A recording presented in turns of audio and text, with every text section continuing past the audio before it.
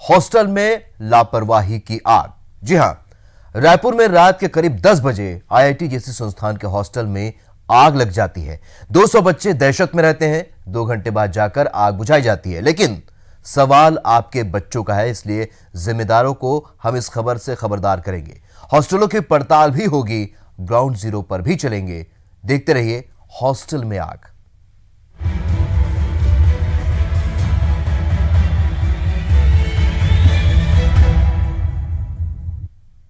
तो उससे पहले देख लेते हैं खबर। रायपुर के सेजबहार स्थित आईआईटी भिलाई के हॉस्टल में बड़ी दुर्घटना होते होते टल गई। गवर्नमेंट इंजीनियरिंग कॉलेज परिसर स्थित आईआईटी भिलाई हॉस्टल में बीती रात करीब 10:30 बजे 2 ब्लॉक में भीषण आग लग गई। इस दौरान करीब 200 स्टूडेंट्स हॉस्टल में सोने की तैयारी कर रहे थे। तभी 6वें विंग में खिड़की की तरफ से आग लगी और देखते ही देखते पूरे हॉस्टल में फैल गई। हॉस्टल की दीवारें प्लास्टिक कोटेड मटेरियल से बनी थी, जिसके चलते परिसर में धुआं भर गया और स्टूडेंट्स किसी तरह भागकर नीचे पहुंचे। और इस घटना में स्टूडेंट्स की पुस्तकें, लैपटॉप समेत सभी सामान पूरी तरह जलकर खाक हो गए। पुलिस के मुताबिक हॉस्टल का निर्माण यूपीवीसी जैसी शीट से कराया गया, जिसकी वजह से आग तेजी से फैल गई और जहरीला धुआं भर गया। अगर समय पर स्टूडेंट्स बाहर नहीं निकलते तो बड़ी जनहानि हो सकती थी, क्योंकि अंदर आग बुझाने का कोई भी यंत्र मौजूद नहीं था। वहीं आईआईटी के डायरेक्टर प्रोफेसर रजत मूणा ने बताया कि हॉस्टल का निर्माण मापदंडों के मुताबिक हुआ है, जो पूरी तरह से सुरक्षित है। करीब रात 12 बजे अग्निशमन दल ने आग पर काबू पा लिया, लेकिन जहरीले धुएं के कारण अंदर जाना मुश्किल बना रहा। शॉर्ट सर्किट की वजह से आग लगने की आशंका जताई गई है।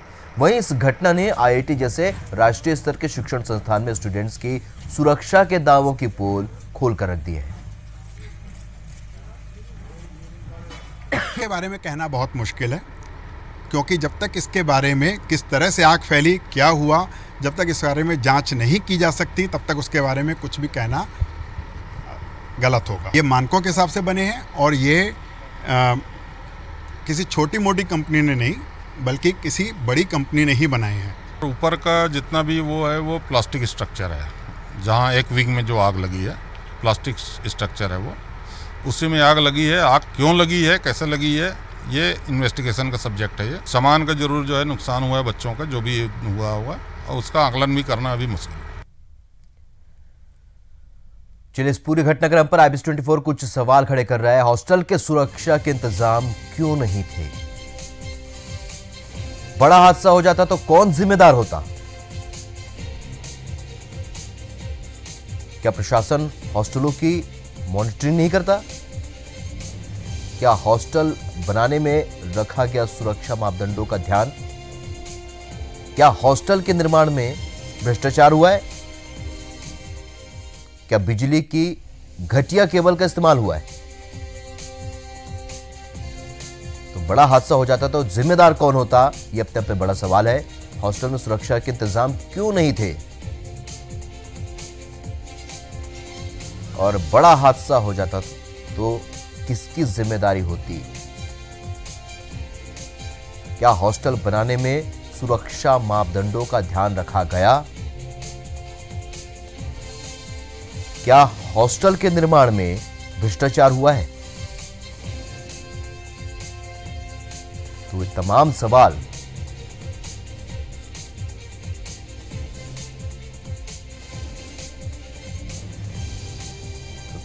जिसके जवाब लेने हैं। चलिए, इस खबर पर हमारे साथ ग्राउंड जीरो से विनय वर्मा जुड़ रहे हैं। तो इंदौर के होलकर साइंस कॉलेज के हॉस्टल से शालिनी हाडिया पड़ताल करेंगी। तो सबसे पहले रुक करेंगे विनय का। विनय, जिस तरीके से यह हादसा हुआ है, सबसे पहले तो इस हादसे के बारे में जानना चाहेंगे और फिलहाल आप ग्राउंड जीरो में क्या कुछ देख पा रहे हैं?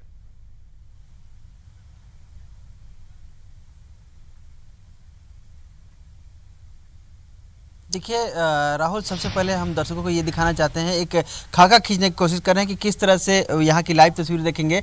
गवर्नमेंट इंजीनियरिंग कॉलेज रायपुर के एकेडमिक ब्लॉक C का ये जो भवन है इसके पीछे ही गर्ल्स हॉस्टल बना हुआ है। जो अभी देखिए कुछ ये बगल में पानी की टंकी है, टंकी के बगल में कुछ खाली स्पेस है, उसके बाद से यह हॉस्टल शुरू होता है। यह हॉस्टल के अब जो दृश्य देख रहे होंगे इसमें साफ साफ दिख रहा है कि किस तरह से आगजनी हुई है देर रात में, और किस तरह से अभी हालात होंगे रात को जब छात्र छात्राएं जब होंगे वहाँ पर, किस तरह से माहौल रहा होगा उनका, यहाँ पर किस तरह से दहशत होगी उनके अंदर में। अभी फिलहाल इस हॉस्टल को बंद कर दिया गया है। जो छात्र छात्राएं हैं उनको अलग से व्यवस्था दी गई है कि अलग से एक ब्लॉक में उनको शिफ्ट किया गया है। यहाँ पर गेट पे अभी ब्लॉकिंग कर दी गई है, किसी को अंदर जाने की व्यवस्था इंतजाम नहीं दिए गए हैं, न ही मीडिया कर्मी को, न ही स्थानीय जो लोग हैं यहाँ उनको केवल और केवल सिक्योरिटी गार्ड ही अंदर जा सक रहे हैं, और जो व्यवस्था है वो बनाई जा रही है। अस्पताल प्रबंधन का दावा है कि करीबन 2 या 3 घंटे में जो भी तकनीकी लोग हैं वो जाएंगे अंदर में, केवल बिजली कर्मी जाएंगे जो वहाँ की व्यवस्था बनाएंगे। व्यवस्था बनाने के बाद में ही लोगों को अंदर जाने की अनुमति मिलेगी, और ये सारा कुछ जो प्रक्रिया है ये 3 से 4 घंटे में कंप्लीट कर लिया जाएगा, और उसके बाद से हॉस्टल में वापस शिफ्टिंग कर दी जाएगी।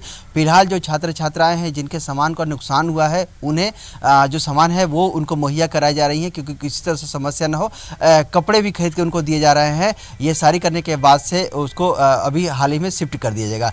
बात अब करते हैं कि किस तरह से आगजनी हुई थी और उस पर देर समय तक क्यों नहीं काबू कर लिया गया।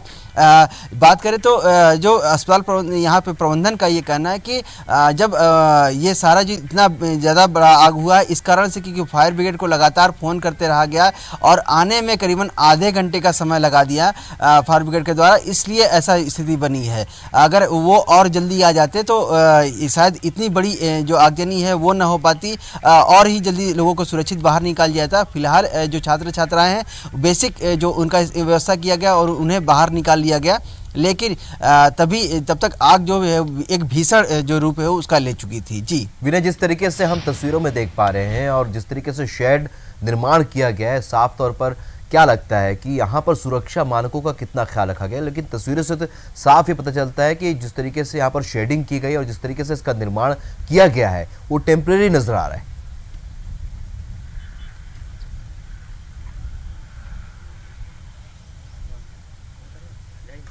देखिए टेम्परेरी इसको नहीं बोलेंगे कि जो प्रबंधन है उसका दावा है कि जो बिल्डिंग जो बनाई गई है और इस तरह से मानक निर्धारित किए गए थे सेंट्रल गवर्नमेंट की तरफ से, जो मानक निर्धारित थे उसी हिसाब से हॉस्टल का निर्माण हुआ था और इसमें कोई टेम्परेरी वाली बात नहीं थी। लेकिन सुरक्षा मानक में एक बात कहीं ना कहीं कमी समझ में आ रही है कि अगर हॉस्टल की तरफ से लगातार उनको फ़ोन किया गया फायर ब्रिगेड की तरफ से, वैकल्पिक व्यवस्था होनी चाहिए थी। अगर वहाँ से फायर ब्रिगेड आने में देर हुई तो आग इतनी बड़ी क्यों हुई? शुरुआती रूप से जो सिलेंडर होते हैं उनका इस्तेमाल करके आग बुझाया जा सकता था, लेकिन शायद हो सकता है जो सुरक्षा कर्मी हैं उनको प्रॉपर ट्रेनिंग नहीं होगी या जो गैस सिलेंडर है वो काफ़ी एक्सपायर्ड हो चुके होंगे। हालांकि इसका ये कहना तय नहीं है कि क्या आखिर कारण रहा होगा, लेकिन जिस तरह से जो प्रॉपर व्यवस्था शुरुआत में समझ में आ रही है, जिस तरह से लोगों की शिकायतें आ रही हैं, छात्रों ने कुछ कहा है, उनके आधार पर शायद प्रबंधन मजबूती से काम करता तो इतनी बड़ी आगजनी की स्थिति न होती और जल्दी से आग पर काबू पाया जाता। जी चलिए विनय, जिस तरीके से यहाँ पर आगजनी की घटना हुई है, कहीं ना कहीं बहुत से ऐसे सवाल हैं जिनके जवाब ढूंढने होंगे। कुछ ऐसी हालात है। दूसरे शहरों की बात करें तो हमारे मेट्रो सिटी में इंदौर भी शामिल है। इंदौर में हमारी सहयोगी शालिनी हार्डिया हमसे जुड़ रहे हैं, होलकर साइंस कॉलेज में इस वक्त हॉस्टल के पास मौजूद हैं। शालिनी, जिस तरीके से रायपुर में आगजनी की घटना हुई, हॉस्टल में जिस तरीके से 200 छात्रों ने भागकर अपनी जान बचाई है, इंदौर की बात करें, आप इस वक्त होलकर साइंस कॉलेज के हॉस्टल के पास खड़ी है, क्या कुछ व्यवस्था यहाँ पर नजर आती है?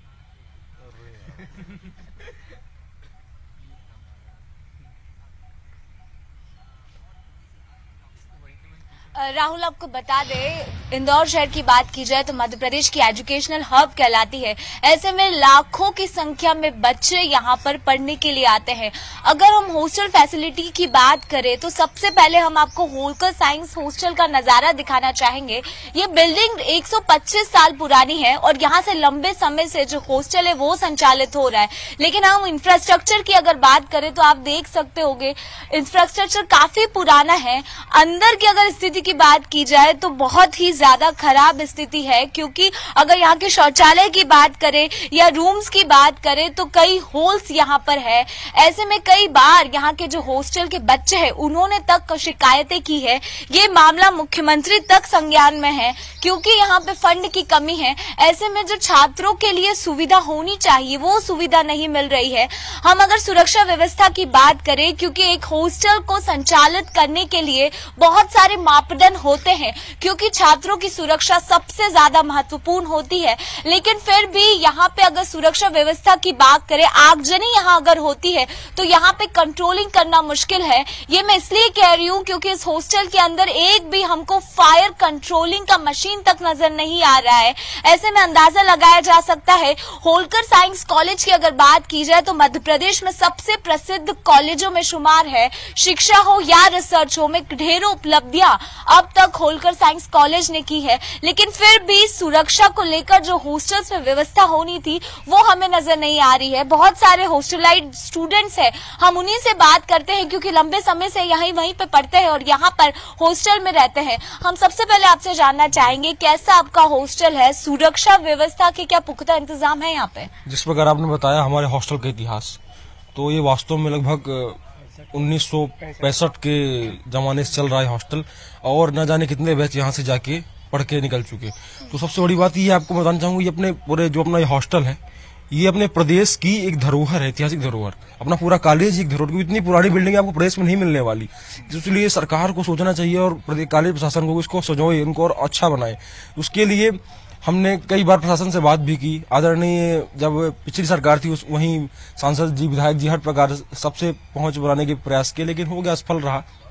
लेकिन इस प्रकार जैसे ही नया सत्र चालू हुआ, फिर से हमने प्राचार्य जी को संज्ञान में उनसे इस बात की, अपने जो वार्डन महोदय उनसे बात की। उन्होंने पूरा आश्वासन दिया कि हम विशेष कोई फंड मंगा रहे हैं बाहर से, वो उसके द्वारा विकास करेंगे। तो मेरा फिर से एक बार अनुरोध है उन्हीं लोगों से, पूरी जो समिति है अपनी, कि आप आश्वासन तो दिए हैं, आप काम करने के लिए आपने वादा तो किया, लेकिन थोड़ा उसका प्रयोग प्रारंभ कर देना चाहिए, उसका जो काम है चालू कर दे। आप बताइए कितनी असुविधा होती है अंदर? हमने पूरा हॉस्टल विजिट किया है लेकिन हालात बद से बदतर है। एक शासकीय बिल्डिंग से आप जितनी उम्मीद कर सकते हो उसमें सारी सुविधाएं हैं।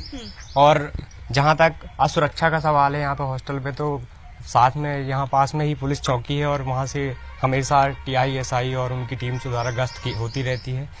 और सुरक्षा आगजनी की जहाँ सुरक्षा का सवाल है, तो हमारी जो मेस है यहाँ की हॉस्टल की मेस एक सेपरेट सेक्शन है उसका, और आग लगना वहाँ पर संभव नहीं दिखाई देता। फिर भी ऐसी कोई परिस्थिति आती है या फिर छात्र कोई आग का सामान लेके आता है, तो हमारे जो चौकीदार हैं और यहाँ के जो मतलब कर्मचारी हैं वो सभी सजग हैं और हम चेक करते रहते हैं कोई भी बाहरी छात्र। इंफ्रास्ट्रक्चर पर मैं जानना चाहूंगी, हमने देखी बहुत बुरी हालत है। जी इंफ्रास्ट्रक्चर के बारे में ये बताना चाहूंगा कि ये बिल्डिंग 1965 के जमाने की है और अभी हाल में जो बिल्डिंग में कुछ दरारें पड़ी हैं उसके लिए हमारे यहाँ के जो प्रशासनिक अधिकारी तो राहुल सुना आपने, बिल्डिंग में दरारें लगातार पड़ी है। इसके अलावा सुरक्षा व्यवस्था, क्योंकि मैस यहाँ पर संचालित होता है, ऐसे में अंदाजा लगाया जा सकता है कि सुरक्षा को लेकर जो पुख्ता इंतजाम होने चाहिए वो नहीं हो। केवल रायपुर की नहीं, प्रदेश के दोनों ही प्रदेशों के जो हॉस्टल हैं वहां पर सुरक्षा के किस तरह के इंतजाम है। जिस तरीके से रायपुर में घटना घटी और 200 छात्रों ने भागकर अपनी जान बचाई, इससे बड़ा सवाल यहां खड़ा होता है छात्रों के भविष्य को लेकर, छात्रों के जान के खतरे को लेकर। हमारे सहयोगी विनय वर्मा लगातार इस खबर पर बने हुए हैं। विनय, जिस तरीके से बीती रात का पूरा घटनाक्रम हम देखें, IIT का हॉस्टल, IIT अपने आप में एक राष्ट्रीय स्तर की संस्था और वहां का हॉस्टल, वहां पर सुरक्षा मानकों का कितना ख्याल रखा गया? अगर वहां आग लगी थी तो आग बुझाने के लिए क्या कुछ इंतजाम थे? यह भी अपने आप में बड़े सवाल है।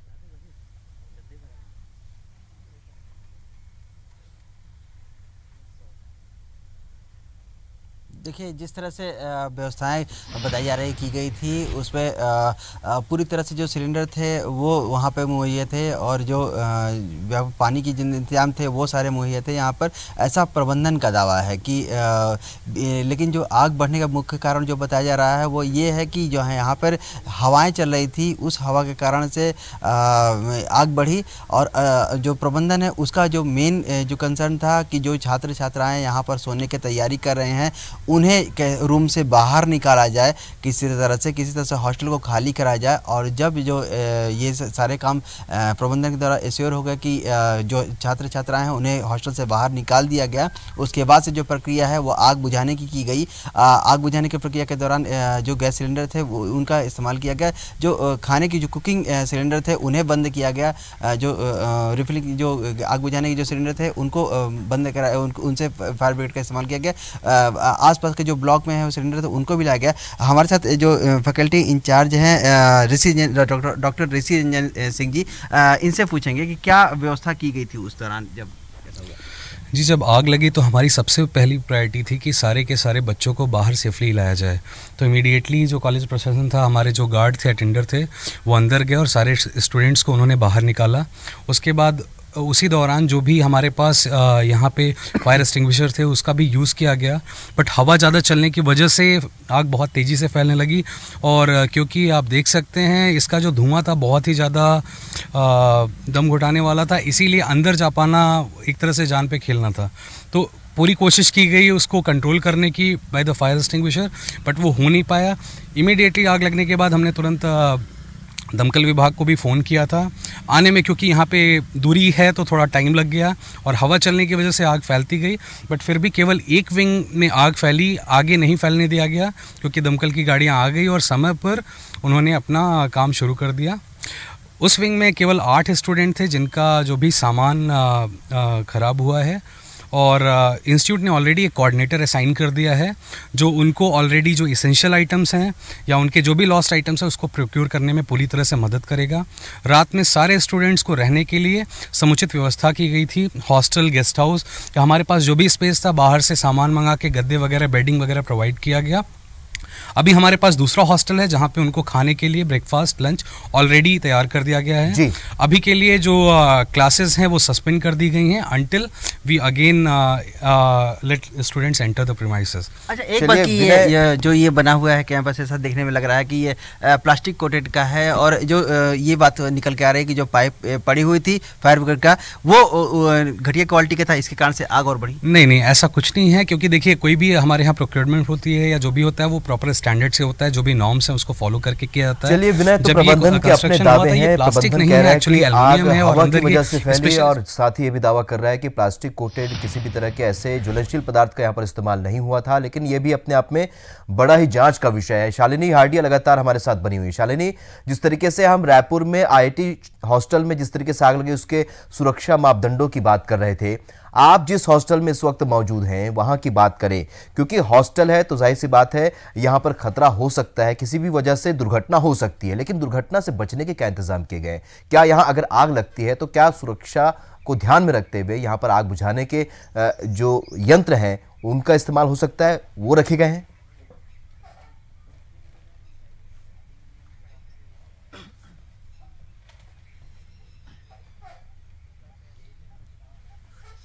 बिल्कुल राहुल, आपको बता दें क्योंकि बहुत महत्वपूर्ण हो जाता है, अगर एक हॉस्टल संचालित हो रहा है तो वहां सुरक्षा के मापदंड के लिए प्रॉपर व्यवस्था है या नहीं, ये जानना बहुत जरूरी हो जाता है। होलकर साइंस हॉस्टल के वहां हम खड़े हुए हैं। यहाँ पे हम बता दें कि हॉस्टल के अंदर ही जो मैस है उसका संचालन हो रहा है, तो कहीं ना कहीं एक रिस्क फैक्टर बड़ा है। और अगर हम बात करें, पूरा हॉस्टल हमने विजिट किया है, यहाँ पर हमें एक भी फायर का उपयंत्र नहीं मिला है, मतलब एक भी ऐसा इंस्ट्रूमेंट नहीं है जो आग लगने पर तुरंत काबू किया जा सके। ये सबसे बड़े सवाल है। मैस यहाँ पर संचालित होता है, मैं आपसे जानना चाहूंगी, मैस संचालित होता है लेकिन यहाँ पर फायर एग्जीबिशन एक भी नहीं दिखा मैं। जी, कोई व्यवस्था नहीं फायर के उसको रोकने के लिए, क्योंकि ये पहले सोचना चाहिए। जब अपनी उनको जानकारी थी अपने वार्डन को कि मेस यहाँ चलती है, पूरे प्रशासन को जानकारी थी, तो उसकी रक्षा और सुरक्षा के लिए ऐसी सुविधाएं होना चाहिए, लेकिन ऐसी सुविधाएं कुछ नहीं है। तो इसके लिए हम तुरंत कल ही चर्चा करेंगे अपने वार्डन से और प्राचार्य जी से कि जी शालिनी, क्योंकि ये बहुत ही बड़ी समस्या है। अगर थोड़ा सा भी कहीं से कुछ लीकेज होता है तो पूरे हॉस्टल में फैल सकती है और बड़ी दुर्घटना हो सकती है। तथा मैं हर और अन्य जो अपने हॉस्टल आसपास सब जगह आपको अनुरोध करता हूँ, आप हर जगह सूचना ये फैलाइए और जी बिल्कुल वहाँ सुविधाएं। तो यहाँ पर साफ तौर पर देख सकते हैं कि राहुल, सुरक्षा के मद्देनजर कुछ भी पुख्ता इंतजाम नहीं है, फायर के यंत्र भी यहाँ पर मौजूद नहीं है। आपसे जानना चाहेंगे कैसी स्थिति आप देखते हैं, अगर आग लगती है तो लगता है कंट्रोल हो पाएगा? नहीं, ऐसा तो नहीं लगता है। यदि कभी बाय द वे यहाँ हॉस्टल में आग लग जाती है तो ऐसा कोई अग्निरोधक यंत्र नहीं है जिससे तुरंत आग पे काबू पाया जा सके। और ऐसी पानी की व्यवस्था, चलिए शालिनी, तो कहीं ना कहीं ऐसी व्यवस्थाएं यहाँ पर भी देखने को नहीं मिल रही है। और जिस तरीके से हम देख पा रहे हैं, छात्र सवाल पूछ रहे हैं और जान रहे हैं कि यहाँ पर भी अगर आग की स्थिति निर्मित होती है तो यहाँ पर भी भगदड़ की स्थिति निर्मित हो जाएगी। सुरक्षा के लिए कोई इंतजाम नजर नहीं आते। फिलहाल विनय, आपका रायपुर से जुड़ने के लिए और शालिनी, आपका इंदौर से जुड़ने के लिए आपको दोनों का बहुत बहुत शुक्रिया। तो हमारी इस विशेष प्रस्तुति में फिलहाल इतना ही, लेकिन ताजा अपडेट के लिए आप बने रहिए एबीसी 24 के साथ। नमस्कार।